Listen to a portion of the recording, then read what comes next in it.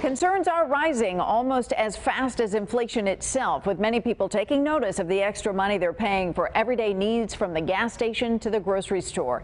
And new tonight, Fox 5's Kasia Gregorczyk spoke with a financial advisor about what's contributing to inflation and how San Diegans can budget accordingly. She joins us live from Mission Valley tonight.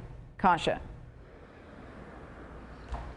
And Kathleen, we're here at one of the most expensive places to get gas in our area. Nearly $5 a gallon. Maybe you can see it right here behind me. Maybe you just want to look away. That's understandable too. We're used to seeing about a 1.5 to 2.5% rise in cost of living on average, but experts say we are seeing that rise in inflation increase at the fastest rate in the last 12 years. We've seen now upwards where we could ultimately say somewhere in that 3 to 4% range just in this couple month period of time, where over time, if we stay at a 3 or 4% inflation, we're really going to start to feel it. And if that especially continues to increase. We've been used to relatively low interest rates, low inflation, and overall consistent pricing. But that's all skyrocketing as of late, with the cost of everything from gas to groceries going up. Make sure your emergency savings is set aside and you're prepared for 3 to 6 months so that you don't have to make a rash purchase.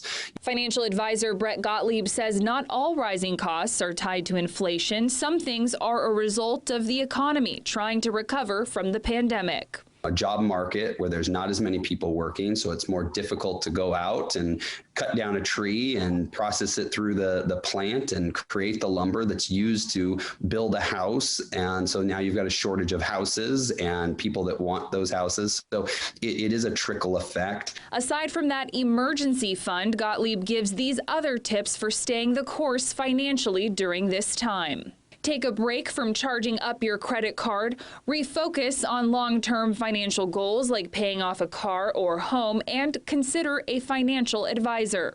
It's no surprise that the demand for those services are also on the rise these days. People think that retirement is when they need a financial advisor in many cases, or big life-changing events. But that's why we say the sooner you start, the better. And yes, there is no question when there's uncertainty, like inflation, like, hey, the stock market has been pretty volatile. Those are the types of things that create the demand.